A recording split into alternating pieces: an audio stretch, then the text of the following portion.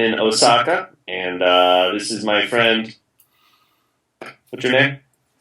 Kris, and I'm in Tokyo, and we are two people who like Game of Thrones, otherwise known as Throneys. So we're thinking about calling our little talkie show here Two Throneys. Yeah. Until something better comes along. This is our pilot, so we're just going to jump in here because we decided to just kind of share our ideas about what we thought of the episodes. Yeah, it was season 6, episode 3. Yes. Entitled The Oathbreaker. The Oathbreaker, which is a reference, I believe, also to the sword that Jaime gave to Brienne. Is that right? That's right. Okay. It's called the Oathkeeper. I have an interesting thing about the Oathbreaker as it kind of what it has meaning for in this episode, but we'll jump into that a little bit later. Okay. So, what's a main point that you'd like to talk about first? Well, definitely the Sam and Gilly scene stole the episode. That was Sam barfing in the bucket. Was what you talking about, Willis? Definitely what really did it for me. So yeah, that was for a show full of sex appeal. I'm surprised they took them so long to finally go there. But lots of vomit enthusiasts were pretty stoked to see that. Right. In all seriousness, of course, the Tower of Joy scene is something that has been highly anticipated, and I don't think they disappointed with Arthur Dane's showmanship there. He was kind of like Oberyn on steroids a little bit, Yeah, it was kind of like I would say it's probably one of the top 3 sword fights of the series. Like, I really enjoyed. There's a lot of anticipation. I really enjoyed watching him finally, see him do his thing after all. He's been touted and stuff, and it's really kind of cool how. The TV show's kind of being able to do stuff that the books haven't been able to do, which is basically take us back in time into the past. Good device. Yeah, so we can kind of see things that in the book were only kind of reported through secondhand accounts. But because Bran, I'm sorry, it's my cat. Because Bran is able to kind of view things that happened in the past, we can now kind of see things that are going on back then. But, it's a neat little narrative device because it almost seems like it's not forced because it's part of the storyline. Because Bran has these visions, then we can kind of go back and it meshes nicely. Now, I should just point out, I haven't read the books. John has read the books, so I might be asking you some questions. For the Tower of Joy, so this happened, it was referenced in the book. Now, was everything that was referenced, was there anything in the books that wasn't in the scene, or was there anything vice versa? Was there anything in the scene that wasn't in the books? That's a great question. Going back to the books, in the first book, after Ned Stark gets his leg all fucked up, he's given this opiate, and he has these hallucinations, and these hallucinations kind of take him back in time, the whole Tower of Joy thing, and that's basically where most of this scene is getting drawn from. Okay. The main thing that I can remember being different from the books from this scene is there were 3 Kingsguard knights that not 2. Eddard and his pals fought with. Okay. Of course, the main one that everyone always hears about is Arthur Dane. Okay. He was reputed to be the finest swordsman who ever lived, and after watching that scene, justifiably so. The other guy in that scene that I'm thinking we saw was another knight named Oswell Went. Okay. Now, the third one we didn't see in that scene was a knight called Gerald Hightower. And I'm wondering if what we saw on the most recent episode is basically just a taste, and then in subsequent episodes we're going to go further into the Tower of Joy and figure out a little bit more about the mystery behind what all went on there. It seems like that's where it's going to go because Bran really, really wants to, keep doing this thing. He doesn't want to sit there like a tree, as he so mentioned in the episode, which is understandable. One thing I wanted to ask you though, in the books, did it reveal how Arthur Dane was stabbed in the back and killed in that way? No, we know something weird went on with Howland Reed. Okay. And Howland Reed's the guy that stabbed him in the back. Right. And we also know that Ned had always kind of looked back at that duel with a whole lot of remorse. So now it's understandable why he was kind of looking at it with all that remorse. So yeah, that was kind of something that I think the show kind of maybe filled in. I don't know if that's part of Martin's original vision as to if he was ever going to really reveal everything all that went on there in that way. And I kind of think that Bran is sort of this kind of stand-in for the viewer at home. Right. In the sense of he's for the most part passive. He can't really control it, and he's frustrated because he wants to see what's inside the tower, just as all the viewers are. The main thing, my main takeaway from this episode was also in that scene. And my main takeaway is Bran is not just a passive viewer. There was this thing where he yelled out to Dad. Turned around, yeah. His dad briefly turned around. And what that suggests is that Bran is not only just witnessing things that happened in the past, but Bran is also somehow able to adjust things that happened. They kind of made that a little bit salient too, because Bran mentions to the I don't know what the old guy's name is, the guy in the tree. Yeah. But he mentioned something like, "Oh, I think he heard me," and he's like, "No, it's already written. It's in the past, it's already written." But it's interesting that they would explicitly say that, And now that you mention it, it's kind of interesting. Yeah, there have been several instances throughout the books where characters will kind of act in a weird way, and like a noticeable instance was early on in the books, I think one of the first chapters, right when Jon Snow finds the direwolves. He finds all 5 and starts walking away, and then for some reason there's some whistling, rustling in the wind or something, and he goes back and then he finds his own. And so you kind of wonder if when things like that happen, if it's Bran looking back in the past and basically kind of giving guidance. That's really interesting. I have to go back and rewatch all those seasons with a kind of more attuned to that kind of thing happening. Another thing is like you had the whole Mad King who was constantly talking to voices in his head. Right. And so I don't know, maybe later on we're going to find out that either Bran or the old guy, who I have my theories as to his identity, but maybe those guys are basically kind of whispering in the Mad King's ear, either trying to calm him down or trying to rile him up or something. Oh, interesting. So maybe Bran's not as passive as we might think he is, or as he might think he is. Right, and like he said, he's just there to learn everything, right? And then he's going to do whatever he's going to do. The question that I have for you I thought was so interesting was, they always tout Ned as the honorable guy, and as we're probably going to find out that he wasn't, he didn't father Jon Snow, which means he's just as honorable as we always thought he should have been. Even when Jaime was, talking trash to Catelyn Stark when he was in the cell, saying the honorable, not Ned Stark, fucked another woman and all that. So apparently he was like super honorable, right? So it makes. But he's so honorable, he's willing to let everyone in the world believe he's dishonorable. Right. So that makes me wonder how he must have felt when he was saved by his friend, but by stabbing the guy in the back. Because he had the utmost weird feeling. Yeah, that was the utmost respect for that. You could tell, like, he was in awe of this guy's prowess, right? When he's dual wielding, for Christ's sake. He's dual wielding and like. Yeah, it was 4-on-1, and he was 5-on-1. Maybe it was 4. Yeah, that was an incredible scene, and Ned, you could see it in his eyes, like young Ned, the young Ned version, like he knew he was bested.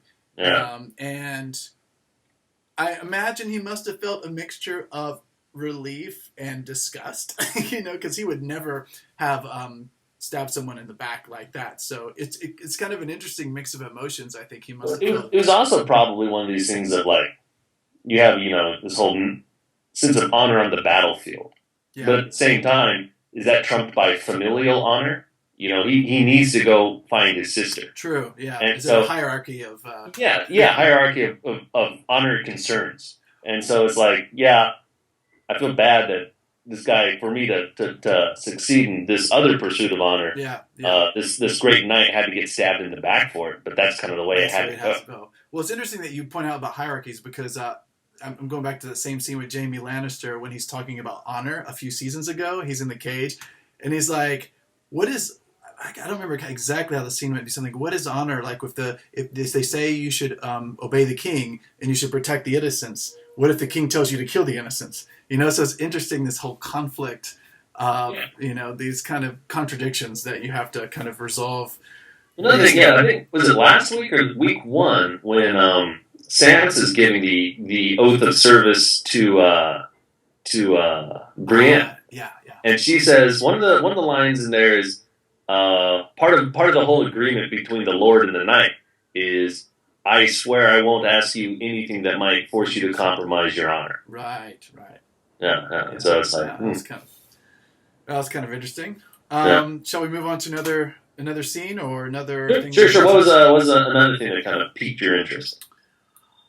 Let's see here. Well, first of all, the Umbers are badasses. At least that guy that was talking to Ramsay Snow, or Rowan Ramsay Bolton. He's been, and it was interesting how, I have new respect for the Umbers because he didn't give a damn, no matter what Ramsay's reputation was. Well, you remember, I think that Umber is called Little John Umber, and in season 1, Great John Umber showed up. He's only got his head cut off by the wolf? Not cut off, but the wolf gnawed off a couple of his fingers. Oh, right. Okay, I remember that. And he started laughing. The Umbers have this whole kind of this history of basically walking into Winterfell with a whole lot of swagger.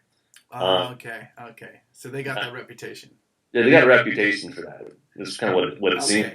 I was almost incredulous in season 2, was it, when the direwolf bit his fingers off and he just laughed it off. Yeah. Okay, these guys are crazy. These guys are really crazy. Direwolves be direwolves. So that was interesting. My question about that is Umber really handing over Rickon, or is this some big conspiracy? Oh, I hope not. Because, I was thinking the whole thing, don't let Rickon get Theoned. Don't let Rickon get Theoned. I'm so, we had to go through 2 or 3 seasons of piece by piece Theon being removed. Oh, I know that George R. R. Martin, if he feels this part of this, he's never shied away from violence if he believes that's part of the narrative. But don't let us go through this again with little old Rickon. The Starks have suffered so much. And, I had a feeling, I don't know, because we hadn't seen Rickon in a long time. And when they pulled off Osha's the hood, right? I thought, oh gosh, they got little old Rickon. On the bright side, I'm not as attached to Rickon because he's had 10 lines in the whole. it's always terrible to see a kid get tortured and everything, but at least I don't have the connection with Rickon because. It's not like Stannis' daughter where you feel emotion to her because she's a child and because she's an adorable, precocious child. Yes. The Rickon, as far as I know, is basically just a child prop. Yeah, exactly. Speaking of props to the show for keeping that same child actor around.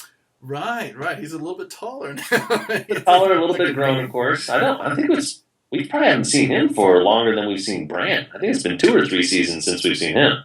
I think we saw Bran in the last episode of the season, the same season that we saw Rickon, but Rickon was in the tower when Hodor started Hodoring out of control, and the wildlings were outside, and Bran Bran warged into Hodor's head. I think after that, Sam came and he had the dragon glass and stuff, and I think that's when, I guess, Bran sent Rickon with Osha. I think that because Bran wanted to go find the three-eyed raven. He thought it was too dangerous. But it's this idea of we don't want to have all the Stark eggs in one basket. Right. Oh, true. Yeah. It was a smart move. But if I had known it was either three-eyed raven and wildlings and White Walkers, or possibly end up in Ramsay's ham, that'd be a toss-up. I don't know which one would be worse. It's a tough call. But I'm thinking the wolf head. Rickon's direwolf's name was Shaggy Dog, and they got the color right. But I'm thinking that was not a direwolf head. That didn't look like a big old wolf head. Yeah, they kind of skimped on that, I think. But. Well, I wonder if that was a skimping thing, or if they're trying to it was just a decoy wolf head. Okay. Maybe the numbers are trying to build it. They know it's Rickon, maybe, but they want Ramsay to think it's Rickon or something like that. Yeah. And this is part of one of my predictions for the show. Is we have Ramsay, who consistently likes to feed people to his pet dogs. What do you think he's going to end up on? Maybe Ramsay's going to finally get fed to a direwolf or something. Oh, that would be That would be a very symbolic kind of turning the tables. Ooh, sweet irony. Yeah, that'd be fun to watch. So we'll see if that happens. I just want Ramsay to die in a way where I can savor it. Like, I don't want a quick death. A quick death, I'll just feel, I really won't get much out of that, I don't think. No, I have a feeling Ramsay's pretty crucial. I mean, because he's the only one who's able to make more Starks. I mean, I don't know, maybe Bran can do it. I don't know much about paraplegic people's ability to do that.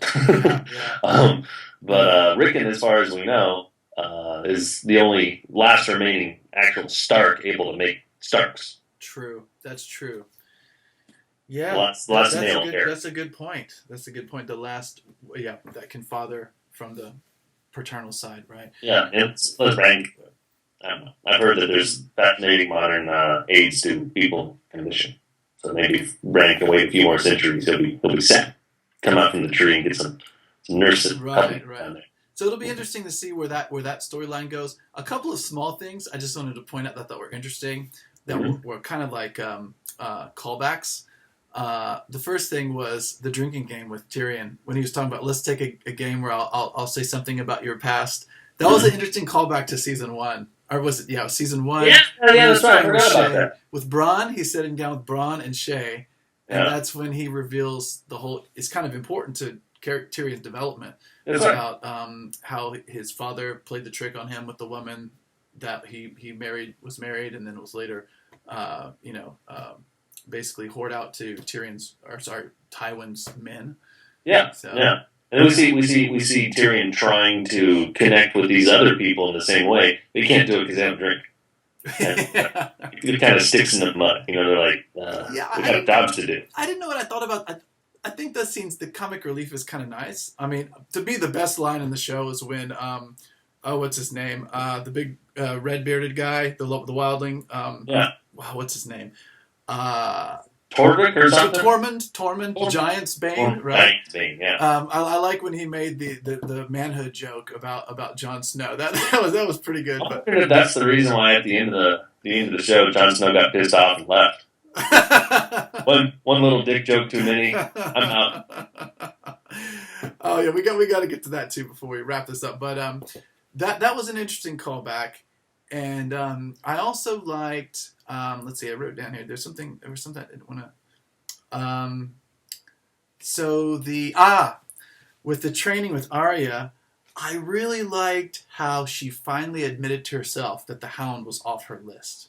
Yeah, I really, really liked that. Yeah, that's a good point. It did show that she had kind of developed a little bit. Like there was a sense of, okay, there's more things. There's more important things than my own thirst for revenge. And everyone that seems evil, they might be 99% evil, but that doesn't mean they're 100% evil. Right. And so seeing that realization kind of come to her was pretty interesting, especially now she's in this process of stripping out her own identity. Yeah. But she got her sight back, so that's a step forward, I think.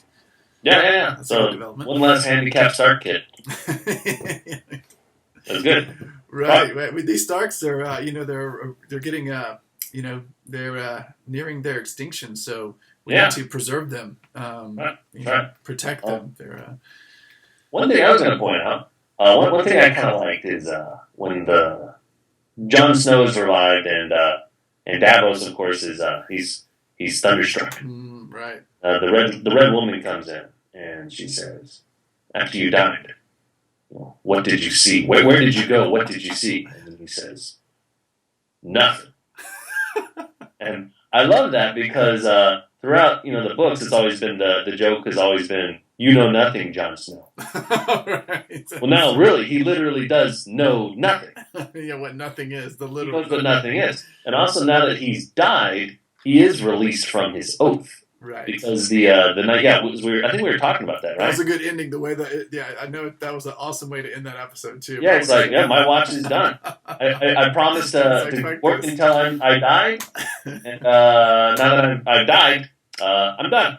So here you go. $1 said, "You get to be the new Night Lord Commander. I'm just gonna go off here in my badass leather suit and yeah. chill out."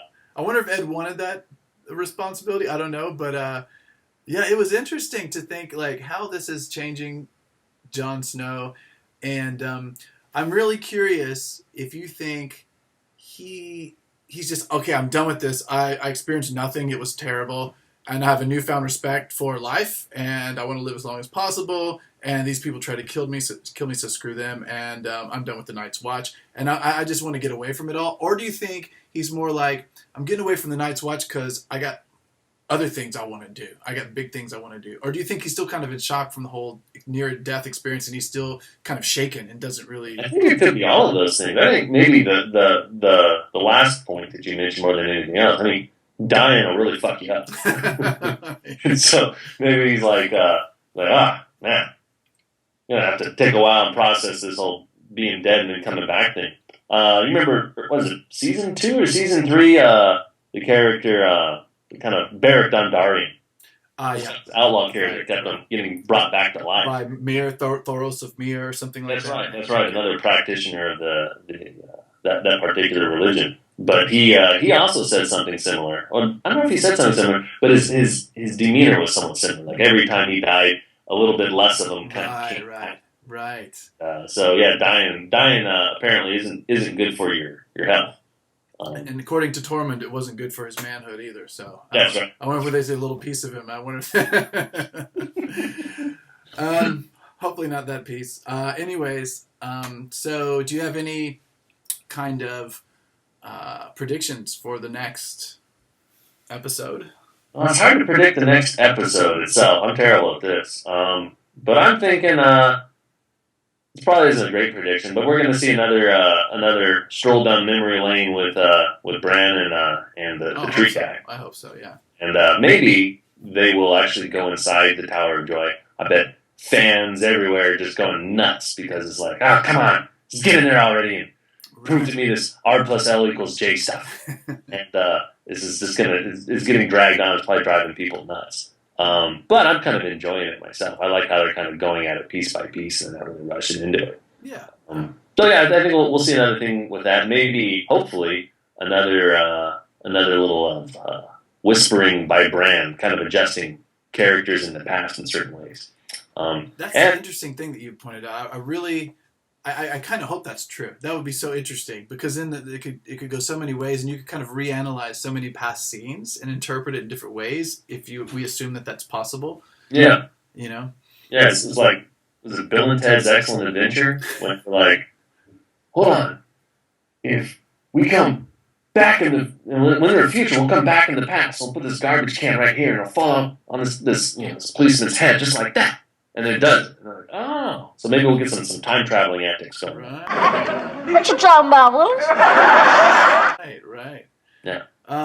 Yeah. For me, I think I think since Sansa was absent from this episode, I think next episode her story is going to be advanced a little bit. At least I hope so. I mean, maybe it's just for me wanting because I really, really want Theon to be in a safe place. Sansa too. But especially Theon. Like an American university or something. Yeah. He needs some safe space there. Yeah, that kind of... Exactly, because I feel that Theon as a character has been through so much. I know he did awful things. I know he's not a fan favorite. And I know what Ramsay did to Sansa was terrible. But, I mean, arguably getting tortured, having for months and months... out of 10. I'm not talking about what Trump said he'd do waterboarding and much worse. I think this is far worse than waterboarding. Much worse thing than waterboarding? I think what Theon went through was just, absolute... yeah. So... we can predict... I'm going to predict complete lack of outrage that a young boy got hanged. If the gender had been different, oh my gosh! Show's anti-woman again. They killed another female. They killed a child female. Oh, it's terrible. Right. No one really cares in the show whenever young boys die. Yeah, we probably won't. And plus, to be perfectly honest, everybody hated that kid. Ollie. God, it was time for him to go. And do you think Jon hesitated at all when he was about to? I think he hesitated. It looked like he wasn't. The one part of being the resurrected Lord Commander that he particularly enjoyed, hanging teenage boys. So I don't think he enjoyed that. Right. But I think it was one of those things where it's like, No, I had to do it. Yeah, I think so too. And now they're all going to be greeted with nothing. They're all going to know nothing as well. Now they know nothing. They know nothing. Thanks to Jon Snow. Okay, John, I think we... One more thing. Why don't you give it a grade? Let's give it a grade. Good point. I'm really bad at this because I always want to inflate the grade because there's a recency effect. Like when I watch an episode, it's fresh in my mind, it's exciting. So I'm going to try to control for that. And I'm gonna try to say objectively what it is without factoring into the fact that I've just seen it and it's I'm really hyped about it. I think I still want to give it. Do we consider it's episode 3? Like, do we consider it on its merit as an individual episode, or do we consider because we expect the penultimate episode to be super awesome? It's kind of like judging appetizers versus what is the main courses. Exactly. So, are we judging it as an appetizer, or are we just? I think we have to judge it as a standalone dish. A standalone. Okay, I would give it a B+. I was going to say the same thing. I thought that it was. We had a lot of storylines that developed, and we finally get to see Jon. I mean, just for that, it deserves a B+. Finally, we get to see Jon come back. I felt like the way he reacted to kind of being dead. Like, I don't know if I had died and come back to life, how I'd react, but I assume I would, just be, stupefied. Yeah, I'd be stupefied. I'd be totally stupefied. It'd probably make it easier for me to shrug up little dick jokes. Right. And you did very well. I probably would easily give up smoking, not be a casual social smoker. I would definitely cut down on my alcohol intake. Well, I might do the opposite of that. But I'm gonna give it a B. I think it's one of those episodes where not every episode can really kind of leave you shaking to the core and just wow. There has to be some, I don't want to say lulls, but some table setting that goes on. It's kind of the popular term for that kind of episode. I will say this. The reason I give it the plus and the B+ is because that fantastic choreography with the dual wielder Arthur Dane. Yeah. I felt they finally made up for that crappy Sand Snake, Indiana Jones-esque scene from last. Yeah. Oh, God, that was awful. Terrible. This was actually. There would be a scene where that Arthur Dane could take on this what do you call them, the sand skinks. Take those weapons on. Oh, wow, yeah. So the Sand Snake stuff, I'm just done with. I don't care about the Sand Snake thing. The Khaleesi storyline, it's okay. But, okay, how long is she going to go through this whole thing for the whole season? I don't know. But the Arthur Dane thing was really cool because we finally get to see, albeit as a different actor and a much younger age, we get to see Ned in flesh again. Yeah, Sean Bean Jr. They should have dyed his hair black. By the way, they did an amazing job of casting someone that kind of looked like a slightly uglier version of a young Ned Stark, based on he grew up to be a bit more handsome than he was. He aged well. He aged well. But the guy had the hair and like the voice. I get the actor credit. He really had. Some kind of an accent. Looks like a little bit south of Scotland, but north of England. Right. You'd probably know better than I would, but Irish or Australian or something. I'm too retarded to figure it out. Yeah, but that was pretty cool. But yeah, I'd give it a B+. I liked it, and I'm looking forward to next week. Me too. Well, on that note, I guess we'll see you next week. All right. Bye-bye, Internet. Okay.